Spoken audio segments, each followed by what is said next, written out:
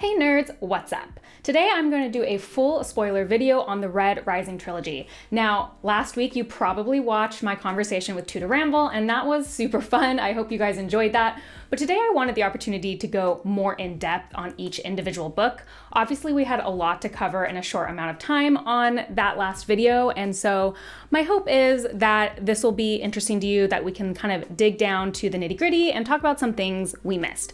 In case you did miss that last video, my experience with Red Rising is that I read books 1 and 2 sometime back in like 2018, 2019, and although I didn't intend to stop the series, I just never picked up Morningstar. I never got around to it, and then it kept feeling like I was too far from my read of the first two to understand what was happening, and so I let it go by the wayside. So for that collaboration, I ended up rereading Red Rising and Golden Sun, and then finally finishing Morningstar. Looking back, I think maybe even though I couldn't articulate it at the time because I wasn't online yet and wasn't used to expressing my feelings about books, I think there might have been a reason I naturally stopped after Golden Sun, and after reading Morningstar, I feel like my initial thoughts were pretty accurate in terms of how I feel about the series. Now, I want to say as we get into this, I know so many of you are huge Red Rising lovers, and you are going to see a video where I talk about my disappointment in the series, but you're not going to see a video where I just like rag on it, okay? There is definitely some parts I might get a little heated, but I actually quite see the appeal of this series. I completely understand why people are so captured by it, and I think it would go into a small pile of books that personally didn't work for me, but I tend to recommend a lot because I know the type of reader they will work for. So we're gonna talk about that specifically as we get into each book. Let's start with Red Rising after the jump. So with Red Rising, I feel like on my reread, I remembered so much about what happened, and so the reread of this gave me the exact same feelings I had when I first read the book. I remember when I first read this, I had been warned like, hey, the first 75 to 100 pages are a little rough, but then it really picks up. And that's how I felt the first time I read it, and that's how I felt this time I read it. I think the first 100 pages, what's so hard about them is just how cheesy it comes off. The love story between Darrow and Io feels so immature and so over the top. Now, for me, after reading the whole series, I do feel like it contextualizes perhaps why Pierce Brown chose to do that, because I do think it serves as kind of a stark contrast to the life Darrow was living as a Red to what he eventually lives as a Gold, and how adulthood looks different for a Red and a Gold, and how they thrust upon very young individuals different expectations.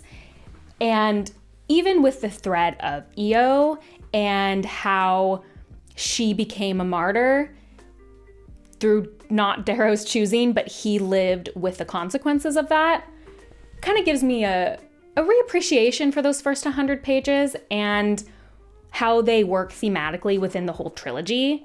That said, I think as a first-time reader, when you read those 100 pages, it does read so young because it is so over-the-top lovey with these two 16-year-olds. So I guess what I'm trying to say is I do struggle with those 100 pages, but after finishing the series, I do think there's a purpose in those. Now, as we'll talk about as I talk about the other books, I do think some of this potential with Io went unrealized. Because I do think when you first read the book, especially if you're kind of sensitive to fridging, that is how it will read. You're like, cool, first 100 pages, lovey story, completely fridge. Obviously, if you trust the series, Io becomes a symbol, and it's obviously a very important thing. I just wish we had explored that more in the other books, but we're getting ahead of ourselves. Red Rising is clearly a book that you most likely will draw comparisons to other series. I think a lot of people talk about how it has like this school-like atmosphere, and it's a little Hunger Gamesy, and there's factions, and how that's like a lot of other YA books. Where I think it stands apart, I mean, I think those things are true. Where I think it stands apart is I do actually think the first book sets up so many interesting character dynamics. My personal favorite is Cassius with Julian and Darrow. Like, I think that is one of my favorite arcs probably in the entire series. I love that, like, Darrow doesn't have a choice but to kill Julian because he has this, everything's riding on this. And even if it wasn't, I think as a Gold, you would probably feel like you had to. And there's this thing of, well, everyone had to do it. But then he becomes best friends with Cassius, which feels a little disingenuous. And then when that fallout happens, like, I just think that was really well done. I think it's super interesting and brings up a lot of questions, and I'm glad we got to explore that through the whole series. I also think even quiet moments like with Mickey the Carver, he's kind of the worst in a lot of ways, but then Darrow acknowledges like he also loves him in his own way. He's reading to him, and even though he kind of views Darrow as like his property in a weird way because he's creating him, that there is like this sense of love there. I think that's a really interesting quiet character dynamic.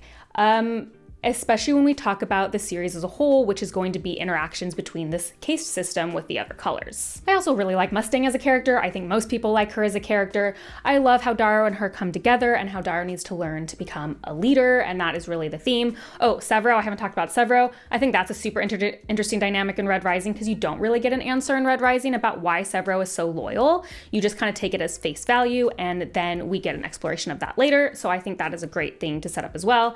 Mustang, being loyal and coming back with her brother and that familial relationship. All of that I think is just great setup. One thing I think that might be overlooked with Red Rising, as it's often compared to the Hunger Games, is one key difference here is that Darrow becomes one of the Golds, whereas Katniss is still a part of District 12. She is still the underling. She's not a member of the Capitol, whereas Darrow becomes a member. And I think that is going to obviously be a very interesting character dynamic for Darrow because he is probably going to start having an identity crisis. So while I understand why Red Rising is often the lowest rated in the series, intellectually I understand that, I think it does a lot of interesting things. And for me, I think Red Rising sets up this promise for me that we are going to get an exploration of these super fascinating character dynamics. And this is the first time it breaks down for me as we talk about Golden Sun and Morning Star, is that I never quite get enough of it. It never goes as far as I wish it would compared to what I saw in Red Rising. So that's all I really have to say about Red Rising. It's probably going to be my shortest talk. I gave it a 4 stars. I think it's solid. It obviously has its issues. I talked about them, but it's very entertaining, and I think it sets up a lot of good things for the worlds. So next up is Golden Sun, and I feel like I should have been wary already going into Golden Sun because I remembered so much about Red Rising and all of the reveals and the beats, but I could remember almost nothing about Golden Sun. In fact, going into, even though I read them clearly at the same time, only going into Golden Sun, I remembered Cassius walking in with Mustang and kind of some stuff about that party. And then I vividly remembered the end of Severo's dad's head in a box and him being Aries. But then I couldn't remember anything else. And I think that's because this book is just literally so fast paced. It's literally just one battle scene to the next. And I understand that. I think we're in a revolution, and for Darrow, things are probably going to feel super frantic and super out of control. And I think there is a benefit to that in the narrative, that feeling of out of control, and it has gotten so much bigger. But for me, I just wish we had some more time with the characters. I felt like we didn't get any more development of anything here. And this is the first book that I started suspecting that Pierce Brown as a writer cared a lot more about plot and shock factor than he did about deep character moments. Now, that's not objectively incorrect. People love fast-paced books and people love books with shock factor and excitement. It's just for whatever reason, I was so much more interested in Red Rising in these deep character moments that's what I desired from Golden Sun. So again, it's not objectively bad. It's just, it didn't give me what I wanted, which is why I got disappointed. So let's start with the opening of the book. I was shocked. I didn't remember when we found out that Darrow hasn't been contacted by the sons of Aries in 2 years. And I think the reason I didn't remember it is that it really has no consequences on the wider story, but it should, in my opinion. That is crazy. I understand why, it is explained well why they couldn't contact him, but it's more that I wanted an exploration of its effect on Darrow. He wins for them. He knows he's supposed to get into the highest spot he can, but then what? Then what? Is he supposed to be working towards anything? Is he supposed to just sit pretty? And here he is surrounded by all of these golds who he quite likes, Mustang and Victra and Rogue, his friends, and is he, like, where's the identity crisis? Is he really going to be connected enough to his red roots? Or is he going to start accidentally getting complacent, accidentally liking his life as a gold?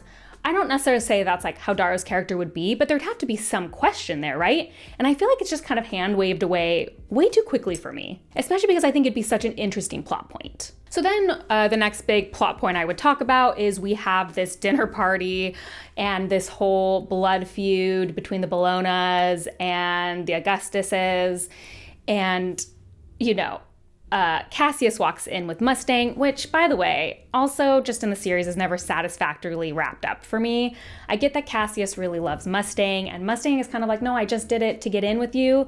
But I just feel like we never really worked that out. So again, this moment ends up feeling a little bit like a shock factor, like Brown just wanted to write that Darrow had to deal with seeing Cassius and Mustang together.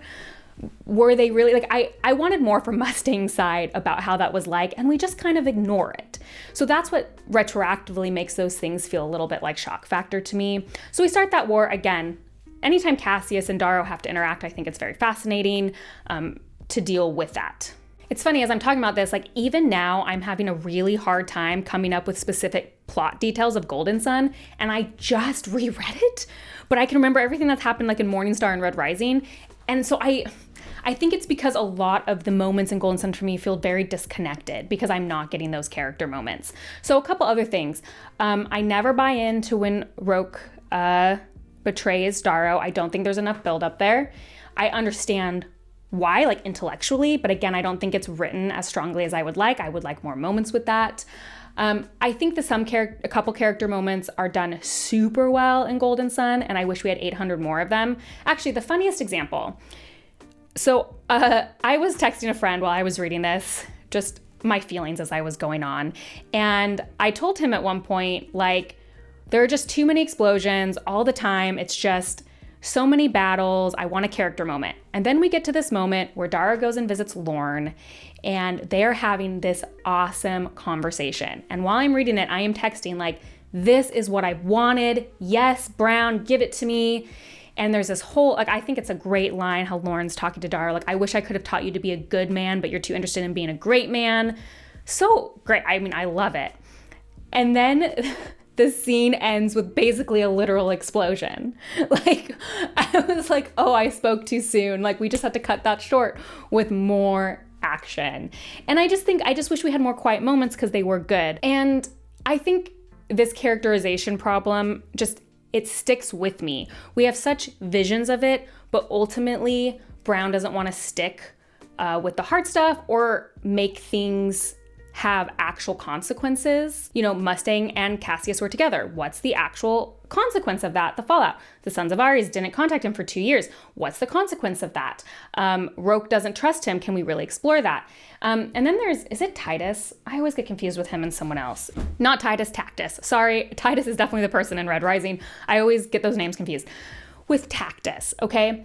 I actually think Tactus was a pretty interesting character and his war within himself, but I feel terrible. I literally laughed aloud when Rogue is like, you know that violin you thought he sold? Well, he actually got it back and was practicing on it and was gonna show it to you. I literally laughed because it just felt almost childish.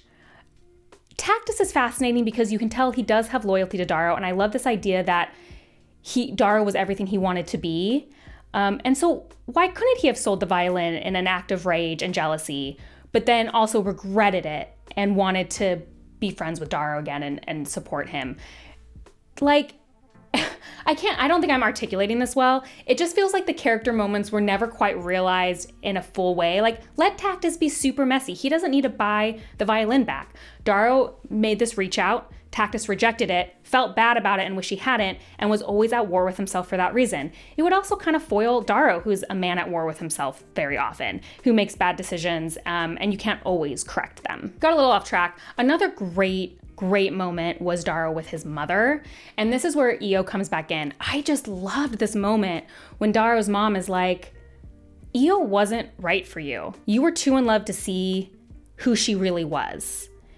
And I was like, okay, tell me more. Like, ooh, what a good thread. and it's just kind of dropped. This is getting a little into Morningstar, but after this moment, I thought we would see a lot of reflection of Darrow kind of being like, you know, did Io manipulate me? Did Io, did I view her as something different and she was never going to be that way? Did she kind of force me into this path? Did I want this path? And that would have been great, especially, like I said, as a contrast to what happens in Red Rising, when it's like so lovey-dovey, we love each other, and you took it away from me, to this realization of like, I'm on this path now and I believe in it, but did it start kind of as a sham? But no, Io keeps being put on a pedestal by Darrow. Like, he does think that briefly, but it has really no effect, again, on the wider narrative, because by the end of Morningstar, we're still thinking of Io, like, doing it for Io, the dream, and he doesn't even have like this tinge of bitterness still. This is a good moment to say that I hate that Io was pregnant. Again, wasn't utilized enough for me to like that trope, but I won't linger on it. So then we get to the end of Golden Sun, which is when my real suspicions start that Pierce Brown cares more about a shock factor than kind of character development or overall story development, because I think a lot of characters get killed, and I don't always think it serves the narrative completely. I think it could if Morningstar went a different way. Like, I don't think it's a bad ending, but I certainly think that the whole narrative was going up to that point. So Golden Sun, I ended up giving Golden Sun a 3.5. It's not like I hated the book. It just, again, wasn't giving me what I personally wanted in the book. I understand why people love Golden Sun. It's a wild ride from start to finish. But as someone who was, for some reason, expecting a lot more exploration of the character moments set up in Red Rising, it didn't live up to that. So now we're moving on to Morningstar, which, full disclosure, was my least favorite of the series. I think Morningstar distilled all of my problems with Golden Sun and just amplified them. And so let's talk about that. We start off really bad with Darrow being stuck in a table for 9 months. Now, I'm still shocked when I say that. 9 months is such a comically long period of time. I can't quite get over it. Even if Brown followed through and really made that affect Darrow, it's still so comically long. I don't even know if you would survive intact. But, you know, that's fine. He's in this for 9 months, no light, no sound, no anybody, fed by a tube. And he gets out, and sure, his muscles have atrophied, and maybe for like a chapter, he talks about the psychological effects. And then we literally do not see it through the rest of the book. No matter how much Brown is telling me Darrow has changed, he feels like the same Darrow as every other book. I know Darrow does have some rage, and I know he is impulsive and rash, but he's also a really smart dude. Like, that's, the whole conceit of this series is that he's a really smart dude. And he often makes really smart choices. And in Morningstar, I saw the same rash character who is really smart. I didn't see, because he kept being like, I'm kind of more cautious now. Where? I know this is crazy. I can't get over it. I can't get over how little effect it had. And like when he goes to save Victra, I didn't talk about Victra and Golden Sun. Well, we'll get back to that. Even so, he goes and saves Victra, and she's so aggressive and just, she's been tortured. And I'm like, oh, here we go. Like, Darrow knew he could count on Victra, and now that's probably not going to be there anymore because she's been tortured and she doesn't know who to trust. Nope, she's, again, after about a chapter, she's fine. And I said this in my other video, I just have to reiterate, like, we just, as a global society, went through a period where we had to isolate physically for a few months. We could still call people, talk online, we were eating and drinking, we were in our homes, so we weren't in a table. And the psychological effects of that on us are still being talked about years later. That, like, people are still suffering from the effects of that. Do you see where I'm going? Do you see where I'm going with that? And there was like even more missed opportunity, because at first I was kind of grumpy that the carvers could just carve Darrow and Victra up so they're back where they are. They just have to train a little bit. But then I was like, actually, you know what? We've already established the crazy things carvers can do in Red Rising. Like, they made Darrow a new human. So you know what? It's consistent. Carvers could do that. So now, why don't we instead make this, if Darrow gets to still be as strong as he was, why don't we explore then, on the outward appearance, I look like who I am, but inside I'm not.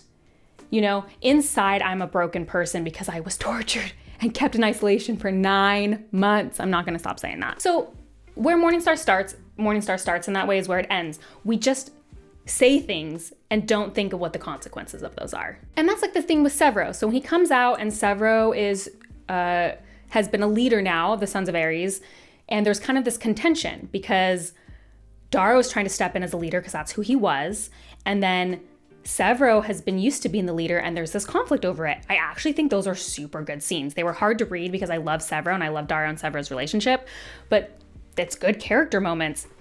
And then it's solved in a chapter. Okay, and then it all goes back to normal.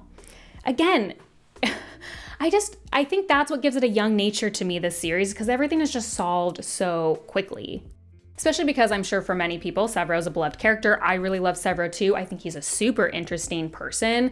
You know, he's often very violent and vindictive, and with his past, why he would support Darrow so much. I wanted just a more exploration of that. Since we're just going through Morningstar beat by beat, real quickly, I want to say I also just hated the scene where Victra and Darrow become a howler. Wow, that it just like wouldn't come. Where they become howlers.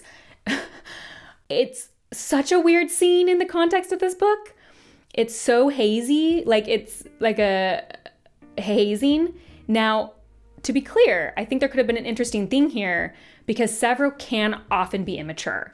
So I think in the light of this like global battle for human rights, that Severo thinks it's okay to do essentially a freshman hazing could be very on brand for Severo. But it is how Victra and Darrow react to it that annoy me. If they were like, this is really inappropriate, Severo, this isn't the time, and they kind of fight about it, I'd be like, great. But instead they're like, oh, ha ha ha ha ha, and then we go back to like war a second later. It just doesn't fit their characters in my opinion. Okay, so then we get stuff with Cassius, and I will say for the most part, other than one part, I really like the stuff with Cassius, especially this exploration of, obviously I'm super angry at Darrow, he killed my brother. But then the slow realization of, I am upholding the system that killed my brother. I am upholding the system that said Julian wasn't worth anything because he couldn't battle. I am upholding the system that is having gold children go in and murder their peers as a rite of passage. And that exploration of his character is just so great. And I do love that Cassius and Darrow find their way to be friends again. But again, I wish we had just explored this longer. Like maybe in Golden Sun, Cassius starts having that revelation, but he still hates Darrow, because how could you not have complicated feelings of someone who killed your brother regardless of the reasoning? And then maybe in Morningstar, we get to this point where that can be in the past. That being said, I do think it's one of the best character threads that is done. And I'm a huge fan of it. I just, again, wish we had more of it. I think a lot of what it comes down to with character moments in the Red Rising series is that Pierce Brown tells rather than shows. One great example I thought of this was actually with Victra and Severo's relationship and something that's said during their wedding. Now Severo shifts from foot to foot as I hand Victra over to him and he looks up into her eyes. I'm not even there. None of us are, not to them. The gentleness I see from the raging woman now is all it takes to know how much she loves him. It's not something she'd ever talk about. It's not her way. But the sharp edge she has for everything and everyone is dull tonight. Like she sees Severo as a refuge, a place where she can be safe. Where have we ever seen that? Like Severo and Victra, I just can't get behind, but not because I hate the idea of their characters, but because I never literally see it. He said, oh, he's her refuge, but where have we ever seen that? And like, other than Mustang, Severo is the biggest secondary character, right? He, like I think he's one of the most beloved. He's a very important character. And we couldn't spend a little bit more time developing his relationship with Victra on screen. All we ever see is him sneak out to go to her bedroom. Like that's not giving me character development. So that's just like indicative, I think, of a lot of the character moments overall. As someone who reads for character, it's not enough for me to be told that these characters feel this way. I would like to see it in conversation and see it in their actions. Overall, before we get to the ending, this is my biggest complaint with Golden Sun and Morningstar. It is not because it is bad, it is because it is almost great. Like, these character moments that I'm so invested in just never get paid any service, and that is hard for me. Should I talk a little bit about Victra? This is a little out of place, but I hated that Victra was in love with Darrow. This is actually a good thing in character, I guess. it feels really out of place. In Golden Sun, I was kind of like, okay, why does she have to be in love with him? I didn't hate the idea, but again, nothing's done with it. And then in Morning Star, they're just friends and she's off with Severo. And it's, again, like Cassius and Mustang, never really addressed. And part of me, this might be a very unfair statement, but I'm going to say it. Part of me wonders if Pierce Brown could not figure out a reason for Victra to be that loyal to Darrow unless she was in love with him. But Severo's that loyal to Darrow. I mean, sure, he has the red past, which is some of it. You know, Tactus is really loyal to Darrow. There's a lot of people who are loyal to Darrow because of his personality, but it was almost because like Victra was female, he assumed she had to be in love with him. Again, that might not be it, but because nothing's done with it, that's the feeling it's left me. That said, I really like Victra as a character. Okay, we've been talking too long, I realize, but I do have to talk about the number one thing that made Morning Star go from maybe being a 3-star book to like what I ended up giving it, which was a 2.5, maybe even a 2 because it made me so mad, like almost a whole star lost. And that is the climax of Morning Star. One of my biggest pet peeves, and this has happened in other books, one I remember is like Leigh Bardugo is guilty of this all the time and it totally ruined Six of Crows for me, is when a POV character lies to themselves in the narrative. And the entire climax relies on that. Let's go through a little journey with me reading this. So on the one hand, when it first starts happening, Cassius kills Severo, I go, whoa, that seems really out of character for Cassius. This is a point in Pierce Brown's favor because, as I've said, I think Cassius is probably one of the best characterized individuals in the series. This felt out of place for Cassius. So Brown wrote a strong enough character for me to be able to ping and say, this is out of character. So I'm going to give him points for that. However, so I'm thinking like, oh, I wonder if this is subterfuge. But then Darrow, in his mind, is like going on and on, Severo, not Severo. This is the end. I've lost. He's saying all this stuff in his head that you would not be saying if this was your plan. And the weirdest thing is that Pierce Brown has been pretty good about that before this point, where we know if we don't hear a plan, it's because he doesn't want us to know what it is. And Darrow in his mind thinking like, okay, interesting, that's happening. And you're like, okay, something else he's planned. But here he decides to throw that all out the window. People don't lie to themselves like that. They don't lie in their internal monologue. They don't do it. And what's funny is it didn't even work, because once I'm like, well, this has to be real because of the way Darrow is thinking. 2 pages later, all of a sudden I'm like, wait a second. I only have like this much left of this book. So then I was like, oh, it has to be subterfuge, because the two options here to end a book in this little time is either it's fake or Darrow's gonna die. I know Darrow doesn't die. I know he's the main character of the other books. So, oh, this must be fake. And then immediately that's when every hater bone in my body got turned on, because you're straight up lying to the reader through Darrow's perspective. Here's the thing. If you're gonna do something like this, you have to either be okay that the reader knows it's subterfuge. You have to be a strong enough writer that you can have an consistent internal monologue while still tricking your reader. I think this is very hard to do. Abercrombie has done it, but for a much shorter scene. I think it would almost be impossible for this long of a scene. Or 3, if you're so committed to the subterfuge, you need to insert different POVs earlier in the story so you have a reason to switch to someone else's POV while you watch this play out.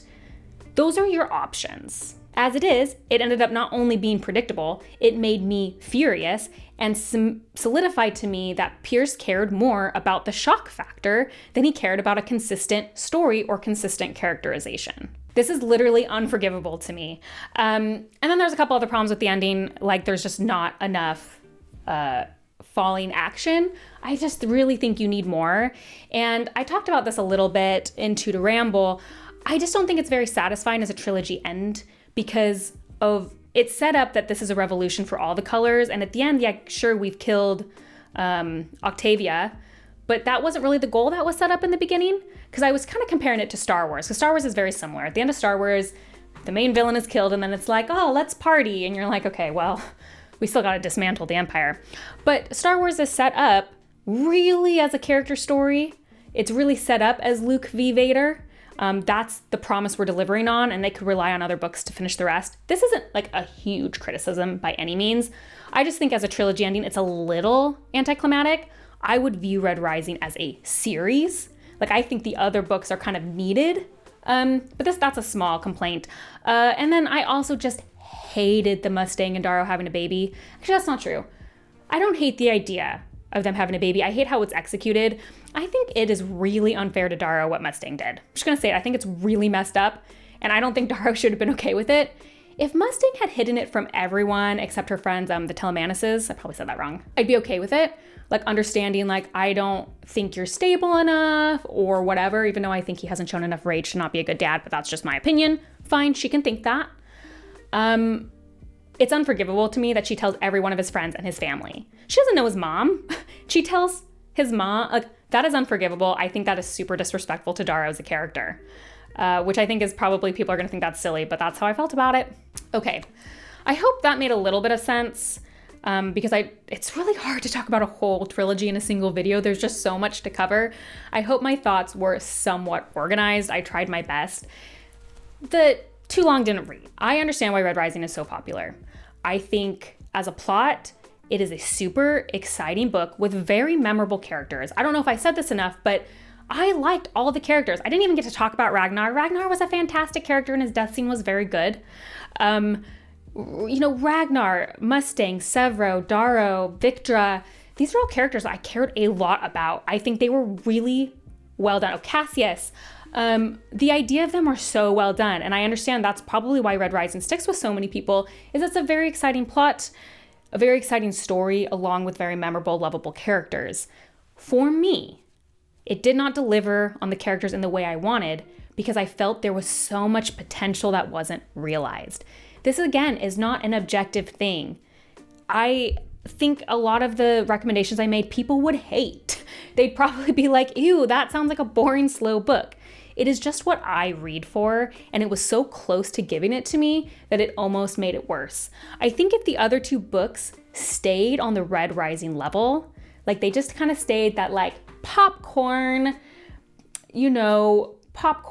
sci-fi that's all about the fun, I would have been able to engage with it on that level. But because it gave me glimpses of like really deep character work, it almost made me dislike it more. Does that make sense? Anyway, don't cancel me for this. If you love Red Rising, I get it. That's just how I feel about it. I know a lot of people, you're not going to be the first person to tell me that, the character work is so much deeper in the second trilogy. So many people have pitched it to me. I get it. I'm not saying I'll never read it, but it's probably going to be a moment. Okay. Let me know in the comments what you think about my feelings on Red Rising. Be kind when you disagree. I know you guys love this series. I'd love to hear what you think about it and why you disagree and why you love Morningstar. But there it is. I know some of you will never forgive me. If you like these kind of deep dives, please like and subscribe. That's the best way to support me. And if you want to see what I'm currently reading, as well as other nerdy rants, you can check me out on Instagram at bookborn.reviews. I'll see you next time. Bye. Also, I bought my Morningstar secondhand, and I hadn't looked at my other two books in the series in a while. And so, yes, this happened.